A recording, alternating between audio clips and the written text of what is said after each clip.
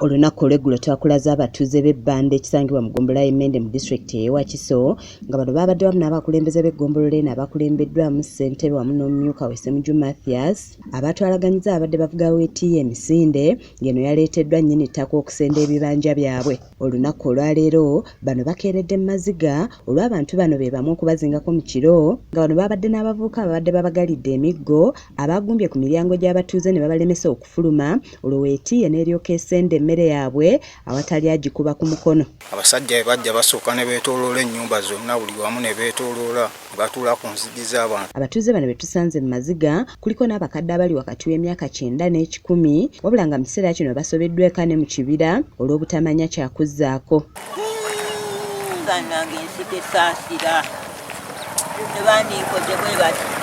Bazze n'abantu abayitirivu abakutte emiggo emini gya nkumbi.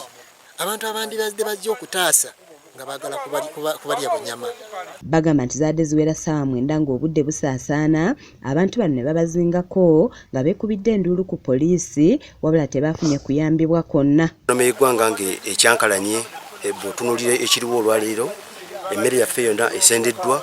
Namboze Maureen wamu ne Nabatanzi Robina nga bano bakaabasiba okuli Ssenfuka Jonathan Katula wamu ne Kato Peter wakati mu maziga batubuulidde embeera gye bayitamu mu kiseera kino. Bajje batuyambe kubanga ensonga twayisa mu buyiza naye tetunaa kufuna kuyambibwa.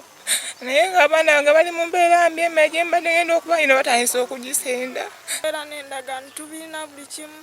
Naye munaye bamukwata ne bamusiba kati batandise okusenda emmere yaffe. Ye SLS Namukasa ng'ayolekera kuweza myaka 10 kw'ossa ne Rehema Namagembe nga bano bakadde abazaaliddwa ku ttaka lino bagamba nti kibewuunyisa okulaba ng'ate waliyo abavaayo nga bagamba nti ettaka lyabwe. Ekigula n'azimbamu enju eyo gye mulaba mwe tukulidde ffe abakaddiye bwe tutinga bwe mundaba mwe tukulidde eri mu enju eri.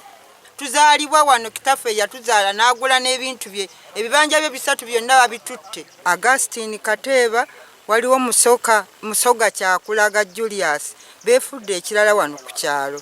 Amyuka ssentebe w'eggombolola eno Ssemujju Mathias azze bukubirira okulaba ogwatuuse ku batuuze ng'atubuulidde nti embeera y'ekibbattaka esusse mu kitundu kino nga kati ekyolekedde kwe kuyiwa omusaayi.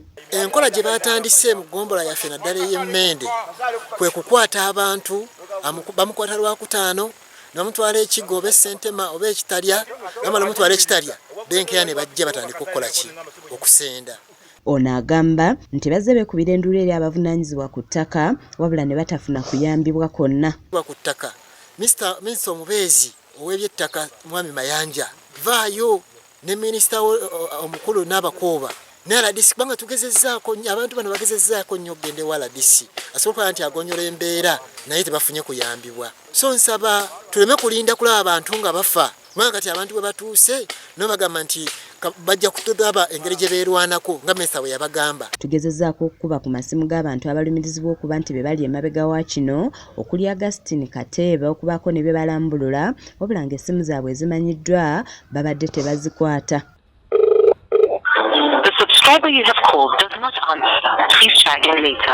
Kinajjukirwa nti Minisita omubeezi ow'ebyettaka Sam Mayanja yawa abantu b'omu bitundu eby'Owakiso amagezi okwerwanako nga bazingiza abo ababa baagala okubasenda ku ttaka nga kati abatuuze mu kitundu kino batemye embukuuli z'emiggo okwaŋŋanga oyo yenna anaddamu okubazinda ekitaddewo obweraliikirivu nti omusaayi gwandiyiika essaawa yonna. Abatuuze tugikutte naffe tugenda kukola kyebabadde batukoze naffe tugenda kukuba bukubi tulina budde.